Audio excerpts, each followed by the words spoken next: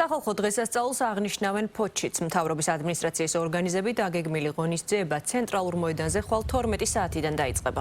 ბავშვებისთვის დაგეგმილია საინფორმაციო შემეცნებითი აქტივობები, მოიწყობა გასართობი სივრცეები. ასევე სტუმრებს საშუალება ექნებათ ნახონ სასაზღვრო პოლიციის ვერტმფრენი. ღონისძიების დასასრულს კი საზეიმო კონცერტი გაიმართება, რომელშიც ქართული ესტრადის ვარსკვლავები მიიღებენ მონაწილეობას. შინაგან საქმეთა სამინისტროს დამოუკიდებლობის დღისადმი მიძღვნილ ღონისძიებას ქალაქ ფოთში გამართავს. ხვალ ველოდებით ყველა მაცხოვრებელს და ფოთის სტუმარს ფოთის ცენტრალურ მოედანზე, სადაც მათ შესაძლებლობა ექნებათ დაათვალიერონ დამოუკიდებლობის დღესთან დაკავშირებული ისტორიული სტენდები და ინსტალაციები, ასევე შინაგან საქმეთა სამინისტროს სპეცტექნიკა და აღჭურვილობა. გარდა ამისა, წარმოდგენილი იქნება სასაზღვრო პოლიციის ვერტმფრენი.